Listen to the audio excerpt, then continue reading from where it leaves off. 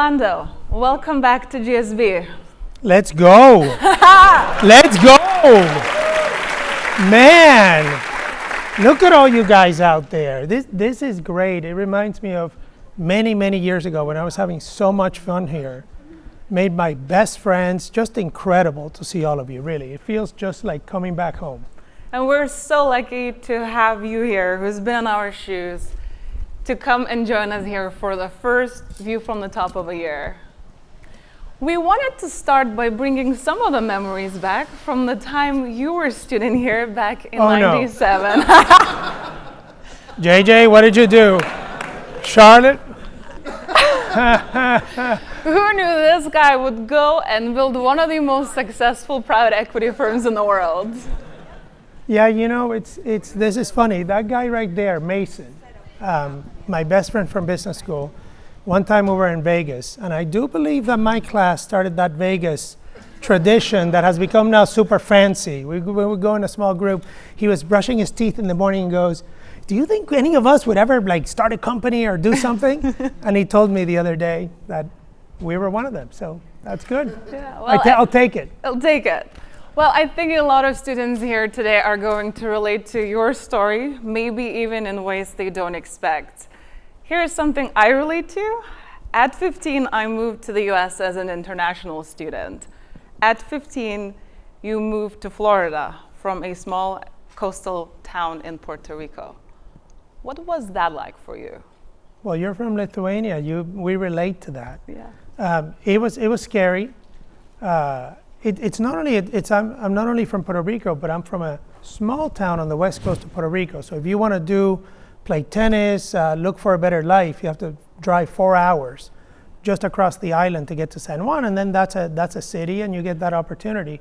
But it was scary. My family, we were all very close, but it also was really special. I thought I was being handed like an opportunity of a lifetime. I was just 15 playing tennis, but it was very meaningful for me.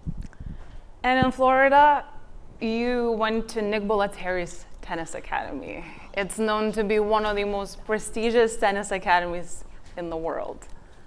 What did tennis teach you about life? Humility. You talk about that tennis academy, and I found out pretty quickly that I wasn't that good. But I did private equity, so that's okay. I'll take it. That's really an important part of who I am, how I think about business, how I lead. For example, right, in tennis, when you get on the court with somebody, it doesn't matter what your ranking is. You could be ranked higher, you could be ranked lower. The other player may have more coaching, this or that, but you have to try to figure out how to win that match. And I had some of the most amazing experiences when I was a little kid, being paid to go to Venezuela to play an international tournament in Latin America, and you notice that you're as equally nervous as your opponent.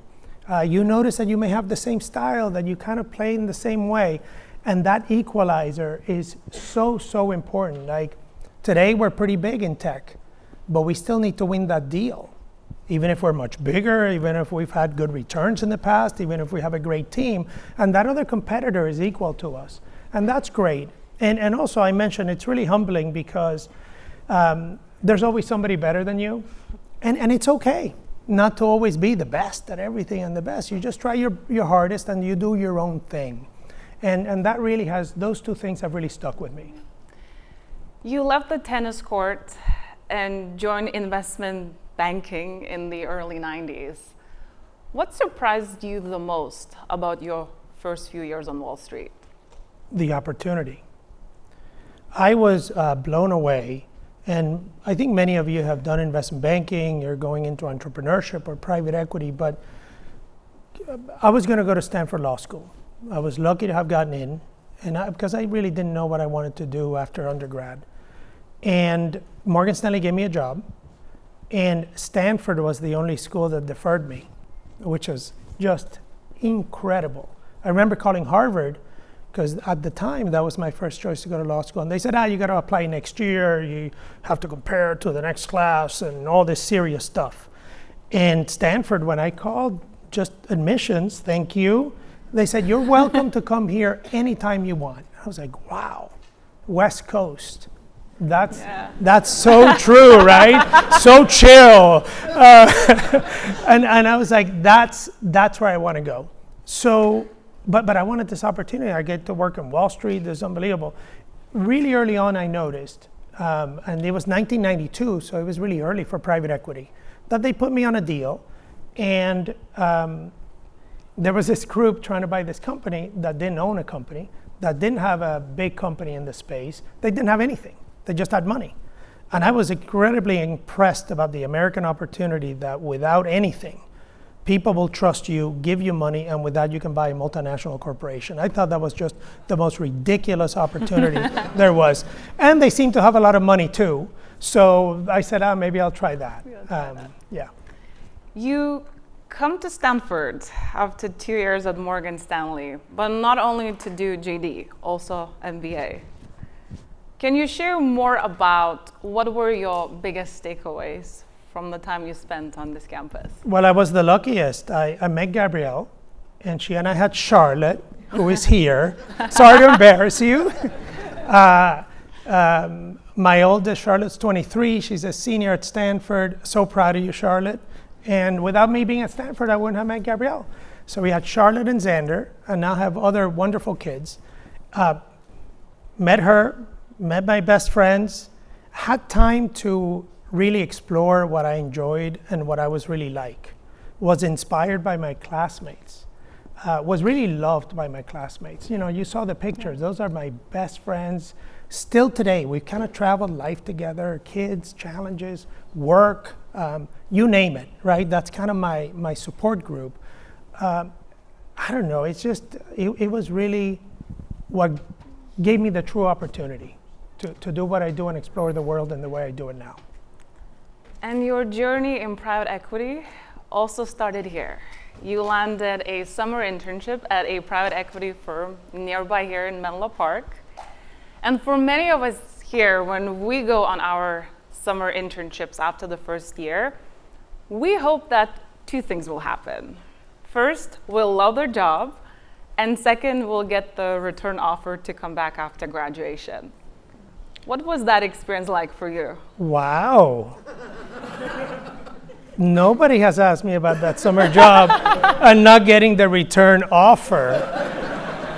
I thought you were going to jump to the GOAT of private equity, Carl Thoma, but we'll talk about that in a second. But that was a GSB alum, Alex Seaver, actually a very, very good tennis player, an incredible investor. He was affiliated with TPG at the time, right? He lived here in Palo Alto. Now he lives in Connecticut. We kept in touch with him.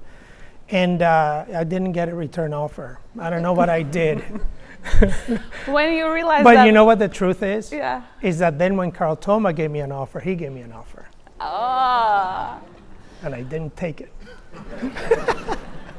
But that time when you realized that the offer wasn't coming, what got you to the mindset to keep going, to not give up on private equity? I know. And what would you say to someone in this room who might be facing that kind of rejection right now? You got to do your thing. I sent out 500 random resumes. And at the time, not a lot of people used the internet, so you had to mail some of them because they weren't, up to speed on this stuff. But I would send them to random firms. I would cold call.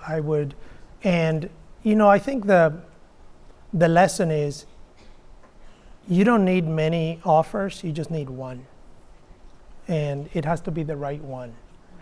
And it wasn't until the end, I think I had 2 weeks left in graduation, that Carl Thoma decided to open up an office in San Francisco.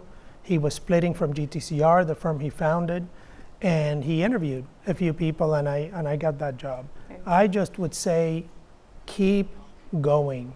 Absolutely stay the course. It will come. It may not come at this time. It will come a little later, but it will absolutely be there. So let's go to that persistence and you going to Chicago, meeting Carl and the team, and the job is almost there. But then comes San Francisco dinner that almost cost you that job offer. What happened? How do you know this? This is no wonder you're GSB, all the studios. Nobody has asked me that. So Carl, Does anybody here know Carl Thoma? Right, of course. My colleague, my partner at Thoma Bravo, you know Carl. He kind of did the same thing to me that he did to you when he was interviewing you. But Carl is GSB, one of the greatest investors of all time, has the highest ethical principles, these old school values of who you partner with, who you work with in management. The best thing that happened to me is I was lucky that I had him as a mentor. And I never created anything new. I just listened well. I give my credit for listening. That's the key. So Carl comes to San Francisco to close my offer. We're having this dinner, and I said, you know what? I'm gonna ask him for carry. You know, this offer just includes salary and bonus. I need some carried interest. Isn't that what private equity is about? Isn't there any carry here? So I asked him, hey, you know, how about a point of carry, half a point of carry? And he kind of listened. He didn't say much. And he called his colleague and said, withdraw that offer. I don't think this is a good fit. You know, you got to earn your way through it. And I said, no, I'll take it. And I had like 3 sleepless nights, and he did not withdraw the offer. So that's what happened. Luckily, you started in their San Francisco office right after graduation. But in the middle of a dot-com boom, can you share more about how did that go? Not well. And there may be parallels now. You never know, maybe 50-50 at best. But Carl gave me a lot of responsibility and authority early. That's the way he leads, and that's the way he taught me how to lead. We do that with our colleagues now.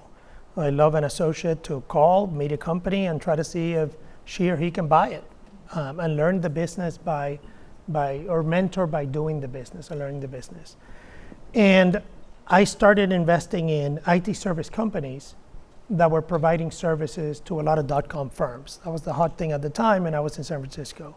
I did 3 deals, and when the dot-com bubble burst, 2 out of the 3 went to zero. We couldn't recover any money, and 1, we got like 50% of the money back. So it was an absolute disaster. And I thought, you know, I had to work so hard. You started when I was 15 in tennis, even before, right? Little by little, trying to do everything perfect, and the school, and the thing, just like all of you have done. And I'm like, now that I made it into private equity, I'm gonna get fired. And he, in his 70th birthday, Carl said, you know, because I was there, it was a great event some years ago. And he said, remember, I was about to fire you. And I go, I know. I could sense it. I knew that something like that was coming. And what allowed me to relax a little bit is I had just had Charlotte. I spoke about that at commencement. And I was like, you know, in the grand scheme of things, nothing else matters. So relax, let's see what happens. And Carl gave me another chance. He sat me down and said, I'm gonna give you one more chance. Just don't take those types of risks. Those are not the type of risks that our firm, as a private equity firm, as a buyout firm takes. And you can make mistakes, but don't make similar mistakes. And he gave me a lot of rope to try again. And I knew that was gonna be my last chance with him, but at least there was one. Well, most people who survive that afterwards and that feedback would have kept it safe, would not go and pitch something new. Instead, you go back to Carl and present him a new idea at that time, software buyouts. You were 30 years old. How did you have guts to do that? I had nothing else to do. No, I mean, nothing had worked. I had to try something. It was a super entrepreneurial firm. And I always, for some reason, wanted to always do something a little different. You know, one of the things about New York, it's my favorite city in the world. I love New York City. But one of the things about that job is leaving the job, I felt that I was walking with 100,000 other people that were doing the same thing day to day. Still now, I walk into a lot of those offices because we do business with many other groups, and I see these huge places with everybody dressed the same way and doing the same thing. So I always wanted to do something a little different. I wasn't creative enough to be like 180 degree different. But I thought, look, software at the time, our viewpoint was to Carl, you can buy it super cheap. He liked that. He's a value investor. you could buy recurring revenue in software less expensively than every other category GTCR had done and was successful at. Outdoor advertising, radio, media, a number of them. The challenge was that no company at the time really was making money in software. Similar to now, there's been no improvement in the operating capability of those businesses. I'm here with all the GSB, with the best of the best in leadership and management, and in almost 30 years in the software space, now a $1.3 trillion economy in revenue. The average publicly traded software company loses money just like it did when we started in software. So we were very open with Carl that we have no expertise in running one of these companies. We've never even done a deal, but he allowed us to take the risk to do the first one and try to see if we could restructure the business to make it a profitable buyout business. And he said, go do it. And it was only a $50 million deal, so you got to start really small. It's not like we were trying to take the whole risk right there. And then I met my second mentor, operationally, Marcel Bernard, who's the best operator I'll ever meet in my whole life. He ran Motorola, different divisions of Motorola in the 70s, when that was an incredible school of management. And then he kind of taught us what to do, and we followed him at it. If that first deal wouldn't have worked, right, that would have been over. So a first deal allowed us to do a second and a third and a fourth and so on. You mentioned those two mentors, Carl and Marcel, having a big influence on how the story played out. For the people in the room who also want to attract that kind of mentorship, getting people to invest the time and energy in them and their success, or to make people want to bet on their ideas, what do you think they should be doing? Mentors are all around you, and people that have had success, it's because somebody else taught them something. Marcel Bernard had this great quote, everybody needs somebody else to learn from. That's why our model in private equity was to work with existing management, restructure the company, change the way it's being operated, but actually do it with the existing people of the business. So anybody that's self-aware knows that the reason they've had luck is because somebody brought them there. Somebody took them to a place they didn't know they could find or they could see. Now, you have to get that at the job day to day. Like I sometimes get calls from talented young adults and say, "Oh, can you mentor me on something?" So of course I will, but it's ad hoc. Once a month I get a call. I don't have enough context of what that individual really wants to do and the challenges day to day. You have them all at work, at your workplaces, unless you're starting a company from scratch. Maybe a board member can be extremely helpful, engaging day to day. But those people are all over. The key is also finding somebody that shares your values. I always thought that among everybody in private equity, no, I want to listen to that guy. I looked up to Carl so much that it allowed me to absorb more what he was saying. And in 2005, at the age of 35, you became a named partner. That's not just the title, it's Carl saying, "I trust you enough to share my name." What did that mean to you?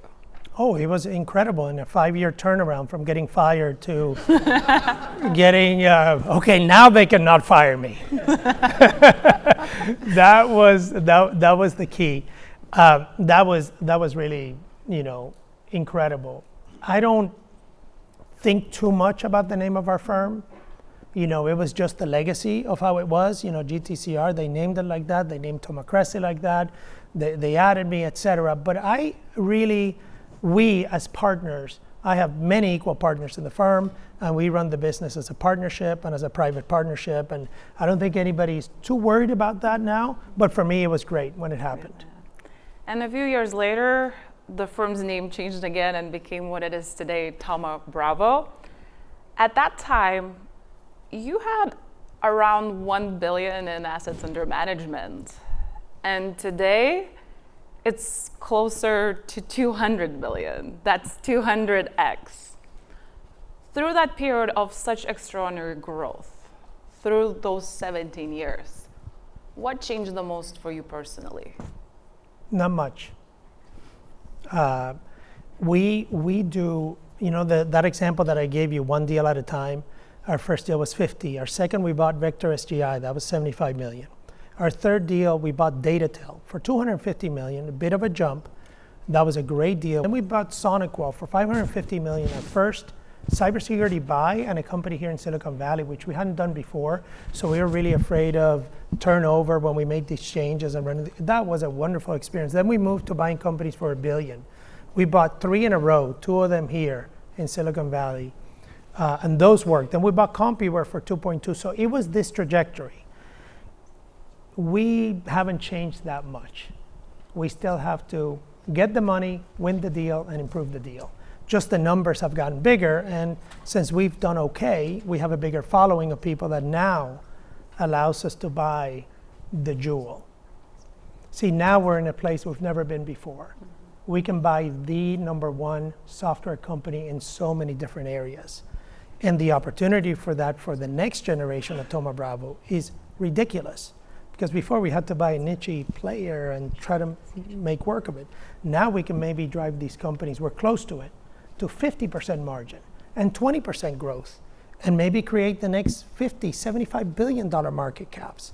It's just amazing, but the tactics and the philosophy around it have remained the same, and we have remained with our feet on the ground, not levitating. I am extremely hands-on, like I was before. You talk about mentorship.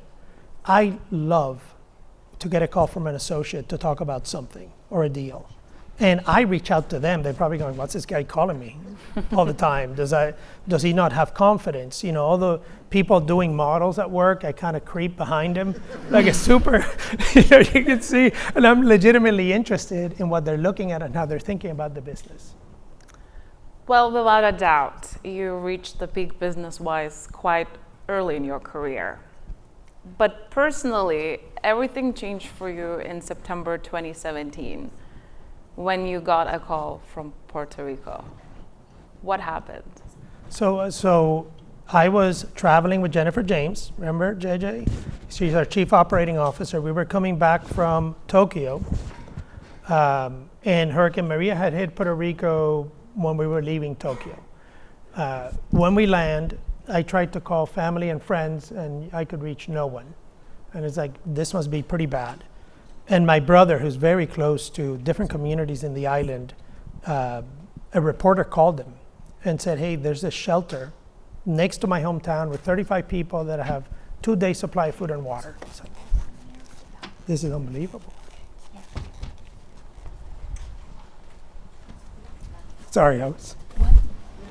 I get super emotional because he said, if we don't do anything about it, that was the feeling. Nobody's going to do anything about it. So we said, hey, we'll go there and we'll work it out. We'll see you in a day. I told her, we will leave and we'll see you in a day. We'll land at this airport, really close to the place, and we will help you out. And we landed, and the people were there. They had brought all these trucks. They got the food, the water, whatever they needed to hold them over for 4 or 5 more days until we figured things out. And that worked out. And then other communities would come and we would do the same. And then we started developing all these distribution systems in Fort Lauderdale, Florida, because it was manageable to do it from there. It was much closer than coming from San Francisco with a bunch of supplies. And we started this huge relief operation all over the island. And FEMA didn't get there till like 2 months till after we were there. It was incredible, and I always thank the GSB for that risk taking and get out there and do something different. I didn't know anything about disaster relief or hurricane relief or anything like that. We just did it, and it works. The nice thing is I did have a background in entrepreneurship. You can be entrepreneurial. Let's solve the problem. Let's get it done. And I think in the process, we were able to hold together some communities that otherwise would have been in trouble. But you didn't stop just at relief. And Charlotte went with me on that first trip. You remember that? That was crazy. Okay. You didn't stop just at the relief and help. You kept going.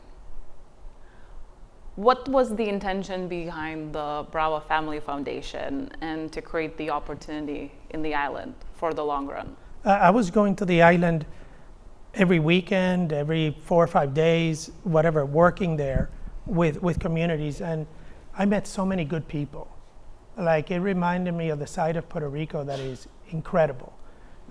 People that were educated, talented salespeople, a lot of salespeople that couldn't work for months because they didn't have any electricity, right? You can't call customers, and they're all commission based, 100%, so they didn't have any other income. And I said, that's isolating, that's totally unfair.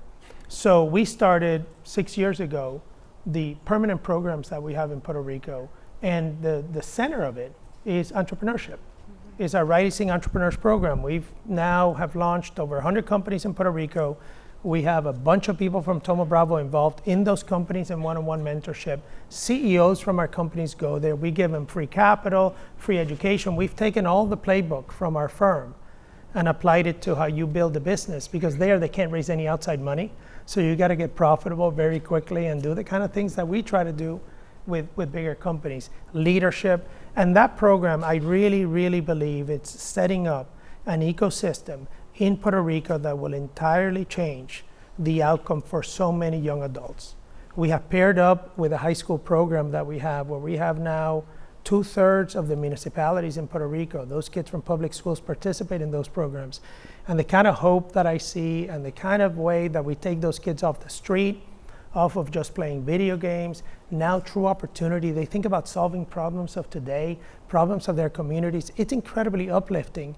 And coming back, it's so tied to what we do at Thoma Bravo. We try to help a really big company that's super innovative and not making any money become also a great business by doing it with the existing people.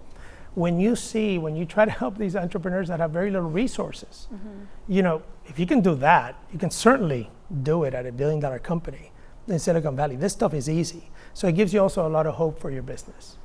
Well, it's undeniable the impact you had on people in Puerto Rico, multiplied because of that long-term mindset. And I want to talk more about that, but in the context of private equity. I hear a lot of my classmates here at GSB say that today private equity is too crowded, that the golden era is over, and that it's almost impossible to build the next Thoma Bravo or become the next Orlando Bravo. Where do you think the critics are right? What's generally harder today? This is much easier today. I completely, I believe some of you in this room that will choose that industry as a career, you stay with it, you will build a firm much bigger than Thoma Bravo and better.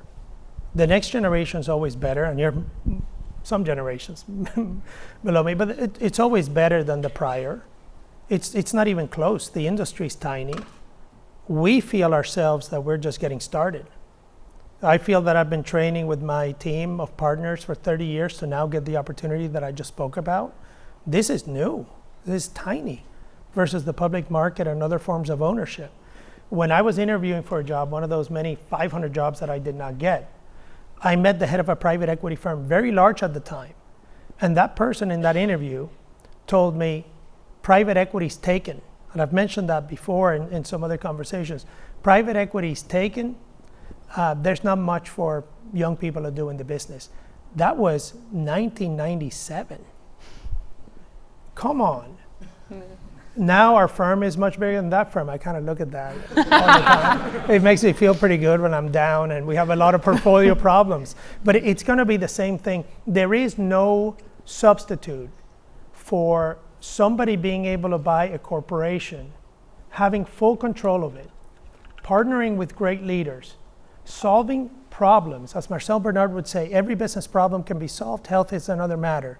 And creating an entity that people thought was impossible to create. That opportunity for creativity, value creation, only exists when you can buy the whole company. Not a piece of paper, not pieces of that company, not credit in that company, not public stocks, absolutely nothing else. So I'm a firm believer. It just requires people to stay humble, keep their feet on the ground, be practical, and focus on the business, not on anything else. We would not have gotten into software if we were listening to the word at the time. Venture capitalists would say these companies that you're addressing are too old, and new VC companies will put them out of business for sure. That was a scary comment from people that have done really well in VC, really good VCs that I highly respect. The big buyout firms at the time were saying, you're crazy to get into tech and software. because that is too risky. Both of those were extremely general comments. When we would go into a company and look at all their files one by one, customer 1, customer 2, customer 3, when we would sit there in their support center listening to all the calls that were going, all their salespeople that were working on the system, we would say, this is an incredible business. What am I missing? What are they talking about? Now, when you look at today with AI, some people are doubting software. Oh, of course, you can read an article that says, well, maybe the stack will do this and that. Yeah, theoretically, that makes sense. But when you go to a corporate environment and know how people work, clearly, it is a huge tailwind. But you just have to do the work. You can't be scared of it. You can't fall with whatever else everybody's saying. It's a place where you could do your own thing. That's the key. That's the key. Looking ahead, when you think about the next generation of investors, entrepreneurs, builders who are with us here today in this room, what's the one lesson you hope they take away from your journey? Can I give you 2? Go ahead. Do your thing. Do your own thing. There's a lot of pressure, and we even face it now. We have all this capital. Why don't we just go off and build all these AI data centers?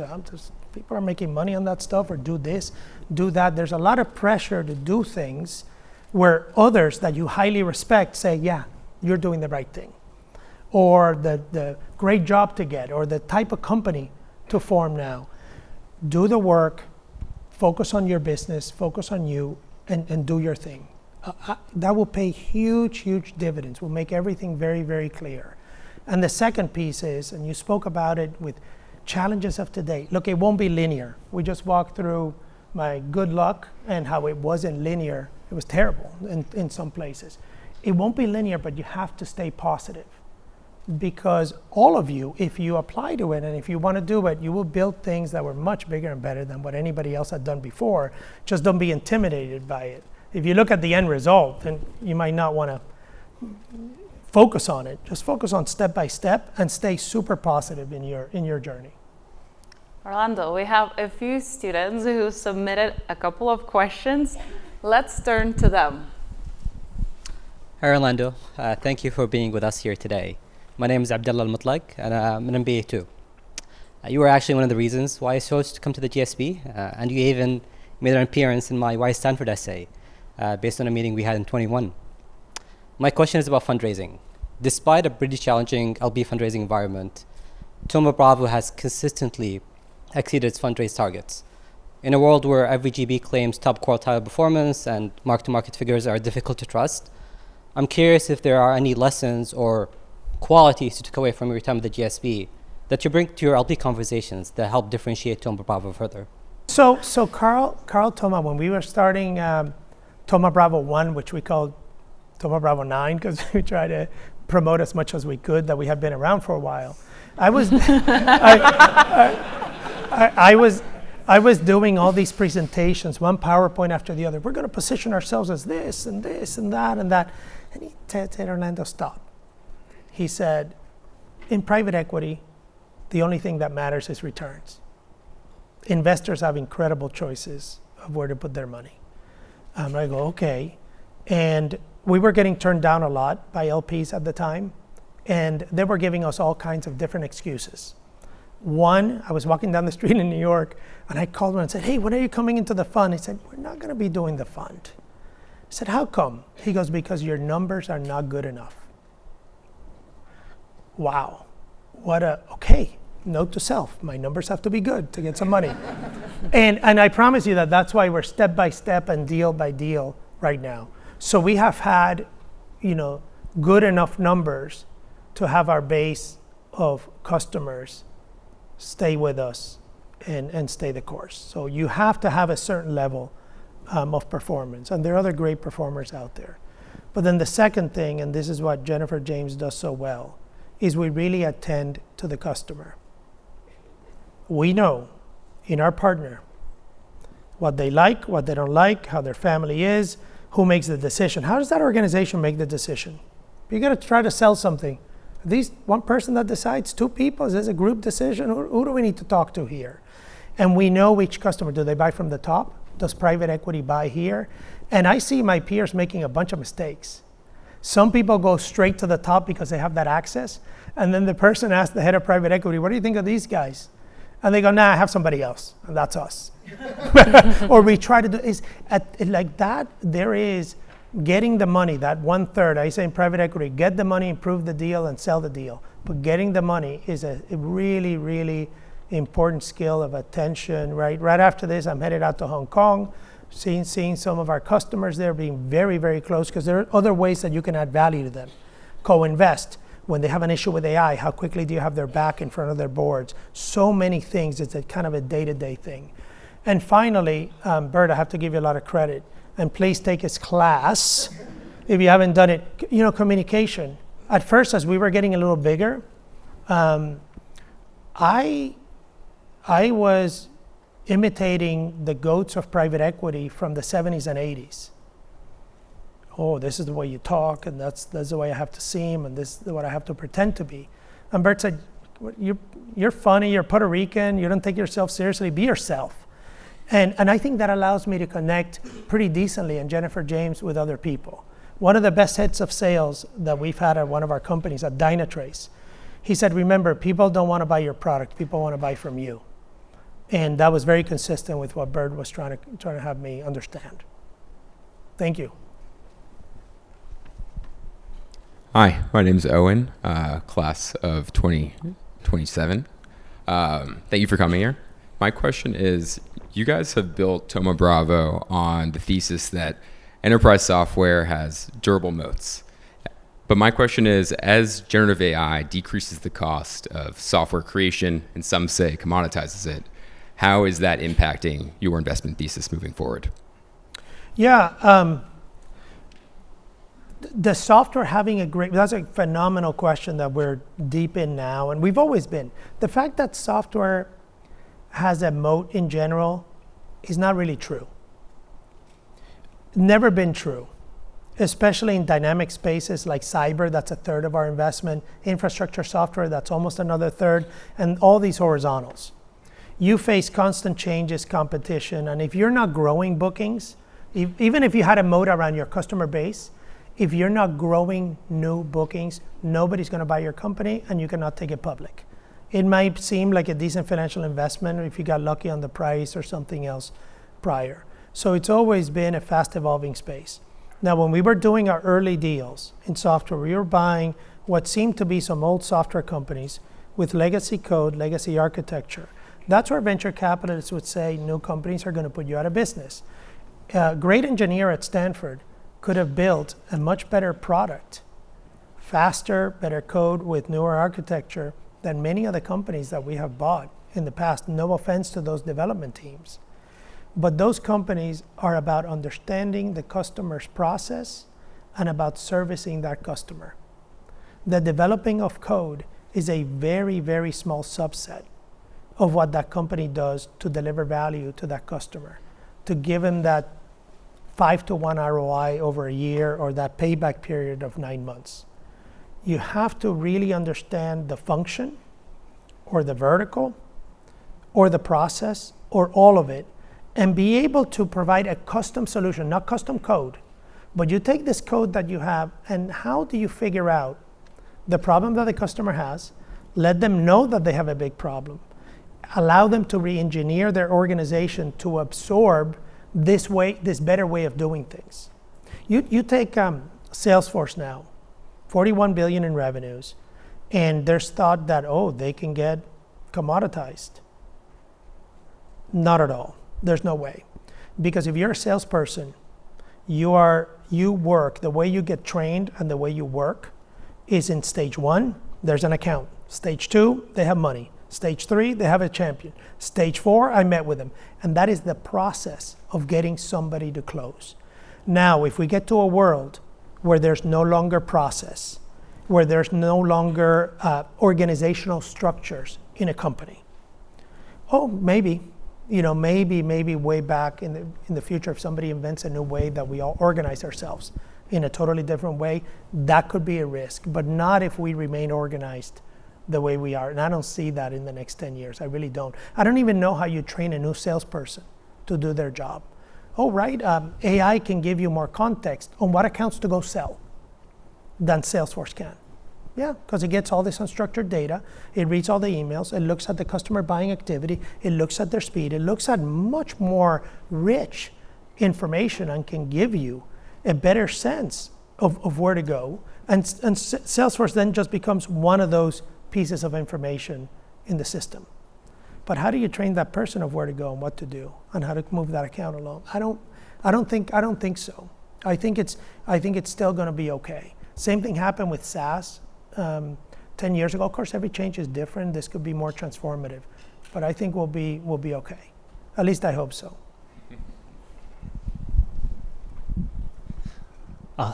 Thank you. I'm Daisuke, class of 2027. I'm originally from the Japan private equity. My question is about global expansion and challenge. I think you built a strong franchise in terms of the US software investment with a repeatable playbook. But as you see in the global expansion next beyond to the Europe, where do you think is most like a good place to apply your playbook and why? And also I would like to ask what kind of leadership capability is essential or required to achieve those success in that challenge? Thank you. Where could our playbook be applied globally? What are the best places for that? Everywhere. Thank you. Look, it's more than a playbook, right? Of course, we have by sales, support, customer success, professional services, product. We have an entire playbook that we've built over buying 600 companies. So we add to it from people that we learn, and Marcel Bernard and everything else, right? We can tell you the number of reps per manager and why, and how many underperforming reps can you have on quota and territory. We have all that, all those metrics on some of the best ways. Now, how do you apply so much to a company? They cannot absorb all that. You don't have time to do all that. As Marcel would say, if you try to do it all, you'll get to none. Come up with the 3 biggest areas that will completely change that business that are also the easiest to do and give you the most money. That kind of combination of all. That's tough to do. Then align yourselves with management so that they lead them, so that they truly believe that this can be done. And so the CEO of that company can manage and lead her or his direct reports to go into that. That is about 80% of it. And that leadership place is the most difficult. Now, there are country differences, regional differences, and whatever differences around, but people are people. And if you have leaders that want to make money, that care about numbers, and that are open-minded enough, this works. This is business 101 by far. Now, we diligence that because we usually start the deal by cost reduction.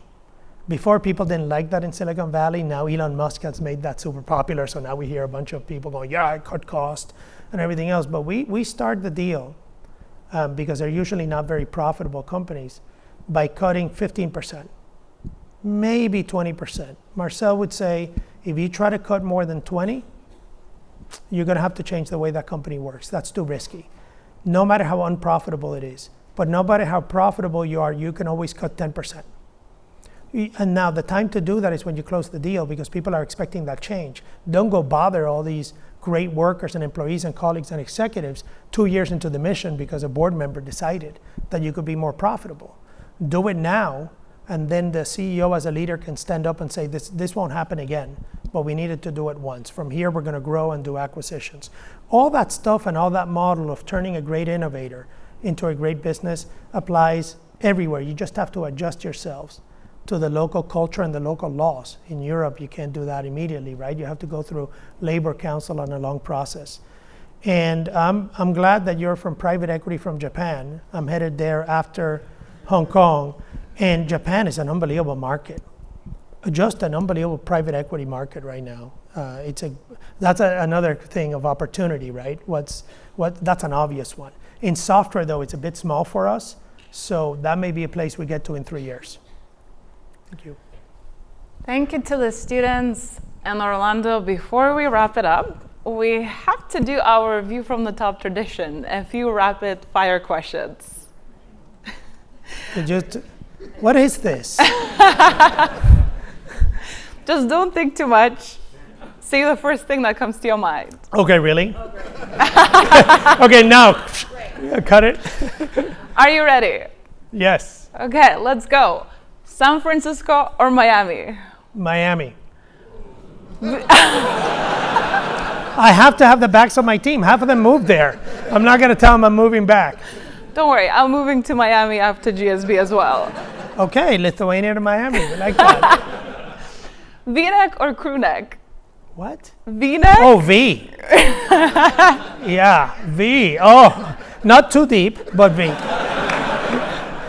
It's like a Saturday Night Live skit. I should come back like that. Yeah. Most overused word in private equity? Escape velocity. Gosh, I really don't like that word. Yeah, anyway. Wimbledon or US Open? Wimbledon. And finally, the best business advice you've ever received? That's not a rapid fire question. That's why it's the final one. That's a really, really deep question. I was in a meeting once with Carl Thoma in Denver, and there was this partner that was arguing with him about a deal. And he said, well, if you want to make money, you have to take risk. And Carl said, yes, but not that kind. And it's what fits you. Like, we take big risk in turning around these companies and what we buy. Sometimes we put these equity checks that represent almost 20% of the fund. We have to syndicate it. Those are huge risks that others would perceive as enormous. For us, it's something that we can do. So find the ones that are meant for you to take, but not others. And Orlando, with that, thank you very much. Thank you.